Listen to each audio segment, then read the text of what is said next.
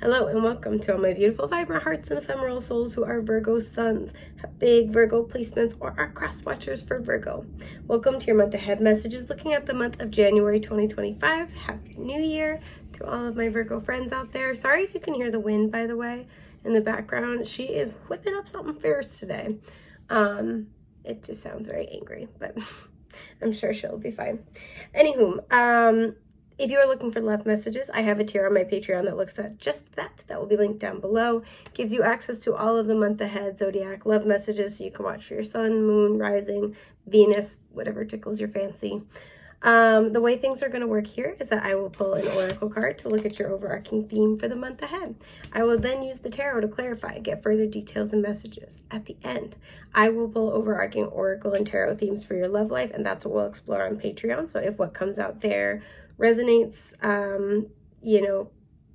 speaks to you, piques your cute little interest, that might be a sign there are messages there for you. So with that, let's get started. I'm hearing take it easy, take your time. What are you guys up to? What are you up to? Give your mind a rest. Some of you I'm seeing mind blank, so let your mind go blank, or you might be experiencing like a mental block about something, like you're trying to solve a problem and it's just not happening, and it's like give yourself a little bit of time to unplug and you'd be surprised at the results. Yeah, surrender was the card getting my attention as I was talking about that. An illumination at the bottom. Okay. Yeah. So some of you guys, I know you're my natural problem solvers of the zodiac. There's like a problem that you need to kind of just like surrender, put it on the back burner. It might not even be yours to solve. It's probably going to work itself out. There's no need to carry the weight of the world on your shoulders. That's how we get tired. And in doing so, that's when you're going to have the breakthrough. I know it's stereotypical as hell and we probably hate hearing it, but that's when you're going to have the breakthrough about how to solve this. I'm seeing a house. So for some of you, it's about getting a house. For some of you, it's about a family member. You're figuring out, I'm getting like this energy of having a conversation with a family member. Some of you need to move a family member into elder care. That's very specific. Or move a family member and you're not sure how to talk to them about what's going on. 5 of Wands is at the bottom. This is because it feels like there's a lot of mental conflict. There might be a lot of people involved. Because this is a card of power struggle and it shows a group of people. To me, this can be a group of coworkers, a family, like a friend group. 4 of Wands when I cut the deck as well as getting my attention. So again, this has a lot to do with house and home. This could also have to do with a partnership. And the 4 of Pentacles is the other card getting my attention. How to create stability. There's a vulture on that card, so some of you are afraid of an ending here. Some of you are trying to protect something from, from chaos, from outside influence, from vulnerable influence. I don't know what, yeah, I think that's the best way I can think to phrase it. So let's see what you have. You have caution. Okay, so let me look at your tarot first. The Empress. Yeah. Excuse me. The 6 of Pentacles. Okay. The 9 of Wands. Okay. And the 10 of Swords. Oh my goodness. Okay. So what I'm getting here, a lot of you guys, we saw this with that energy of the 4 of Pentacles. You have something that you're growing here with the Empress. You have something that you're tending to, you're guarding. Some of you, you're pregnant or your partner is pregnant and you're waiting for the right time to announce it. But there is a cautiousness here because you have something of value on your hands. A lot of you have, just look at the light around her crown. You have an idea.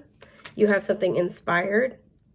You have a knowing of how things are going to go. And like there's a sense of, I know this is going to go well. So there's almost like a sense of wanting to protect how you share information, wanting to protect how things unfold. If that is the case, there is a really, there's a need to believe that Spirit has got you, right? With that surrender energy, believe that you can give it over to Spirit and that is a safe place to put it. That's something I'm getting. To me, these always look like tickets. So whenever this card comes out, it's like, there's like caution about taking a journey, an adventure here. I feel like a lot of you guys with the 6 of Pentacles, you're just trying to make sure that what you're putting in is a safe investment. That's something I'm getting. Some of you have to have a tough conversation with a mother or a mother figure, possibly a grandmother. And it feels like the reason why there is concern. I'm getting this energy of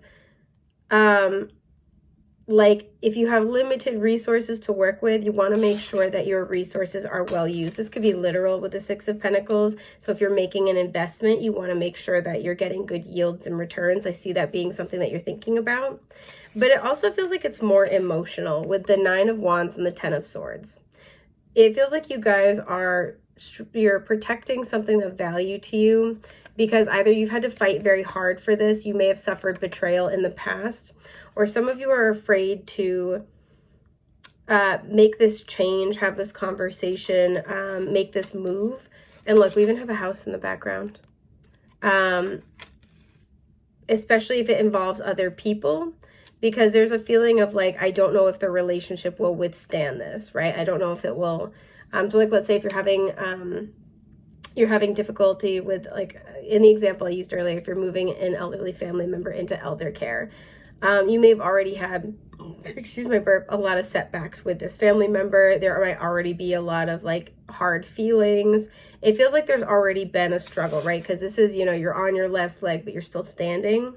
And it feels like the thing that is the concern is that whatever this is will be the linchpin thing that will destroy something for good. And this is an energy of betrayal and of a bitter ending. Some of you, you're like making some type of investment, you're moving houses, you're growing something of value, right? And the fear is, if it hasn't worked in the past, there's a fear around allowing yourself to try it again, because there's a fear of like, I've only got one more heartbreak left in me. Like, I don't know if I can handle it, right? There's a sense here of, this is the last one I've got and I don't want to lose it, or something is on its last leg and I don't want it to go poorly. What is the Six of Pentacles about? Yeah, we have the Queen of Pentacles. It feels like, again, some of you, you're becoming parents here, right? The Empress, the Queen of Pentacles are both maternal archetypes. It feels like you're somebody who you've really made something of yourself. You've made something of your life and you don't want to lose ground with that. I do see that here. The Sun, excuse me. Again, you want to make sure it's like there's a happiness that you want to protect. There's an idea you want to protect. And it's like, I don't want to mess this up. I don't want to destabilize myself. The Queen of Pentacles is very stable. She's a self-care queen. She's about her business. And so there's a sense of, again, a good investment with the Six of Pentacles. I want to make sure that what I'm investing into is appropriately honoring and valuing what, like, my efforts, what I'm putting into it. I'm getting back a good return. Yeah, Seven of Pentacles and the Strength, because it feels like you've been at this for quite a moment. Or things have been leading up to this point. There's been a lot that's been into, we see this with the Nine of Wands, a lot that's gone into even getting to this point. And so it feels like as you progress and move things forward in this journey in your life, it's already gone through so much. And this is kind of a make or break moment with that Seven of Pentacles. Yeah, Queen of Wands. For some of you, you're starting a business. Excuse me, I'm sorry. Magician at the bottom. Gemini, Virgo. We also have Leo. We have, usually to me, the Queen of Pentacles is Virgo, but I almost said Taurus, so that might be significant in your placements.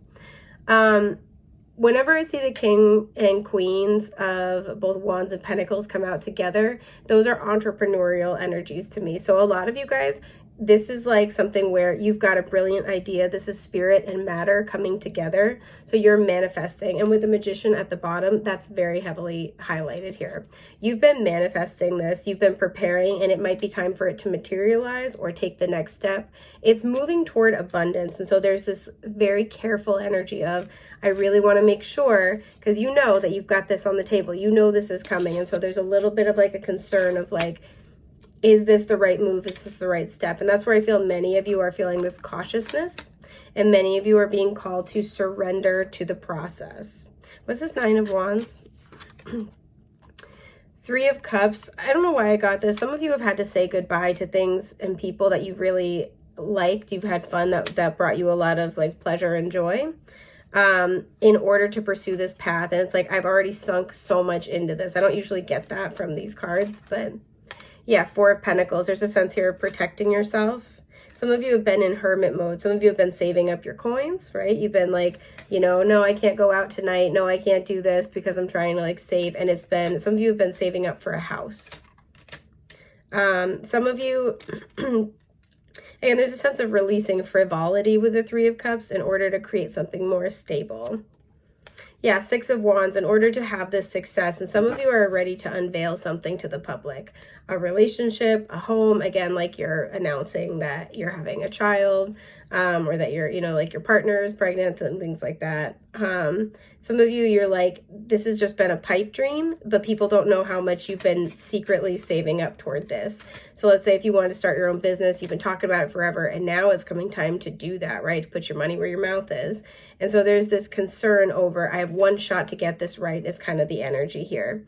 King of Swords in reverse, and a lot of you guys are doubting the plan that you've had. Things might be kind of slightly not quite going according to plan, and you're like, oh boy. And so I do see that this month something might happen that's a little bit of a curveball, and you're being encouraged to try to surrender to that process. It feels like things are turning out very well, but there's just some fear here is what I'm picking up. What's this Ten of Swords? Yeah, the Nine of Cups. It feels like you've gotten this thing before, and or like you've gotten close and it's been a trick. In this version, this deck, the story of this card is that this dude loves this lady, but this lady only loves other ladies. So he disguises himself as a lady and sneaks into her chambers and makes her fall in love with him.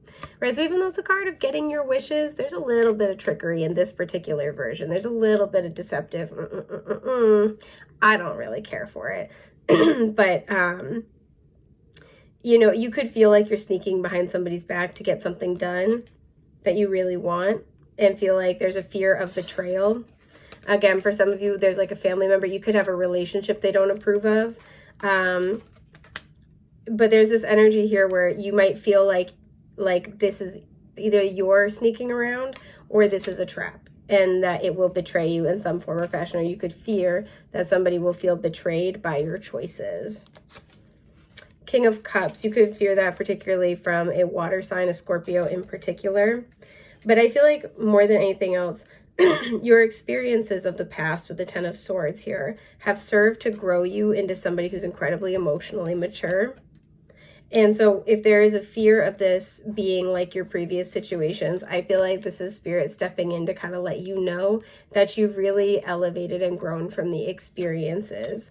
And thus the lesson is no longer necessary. Yeah, the Seven of Wands is reversed at the bottom. I feel as if you're being asked to kind of open yourself up to what comes next, surrender, even if it means having tough conversations, even if it means things, having to release control of how things pan out. Two of Pentacles. It feels like a lot of you guys are being asked to take a leap. Finally, take that leap, do that thing, because you've been kind of between worlds for a minute now, and it's time to get out of that. Yeah, because I wanted to look at the top of the deck. We have the Page of Pentacles, but there's the Seven of Cups that was getting my attention. It's time to pick a path. It's time to just do this and trust that the universe is going to support you in your progress is something that I'm getting. So this is going to be a month where you're going to be contemplating these themes. It feels like this is more internal, but again, preparing for a conversation, letting something be known to the public.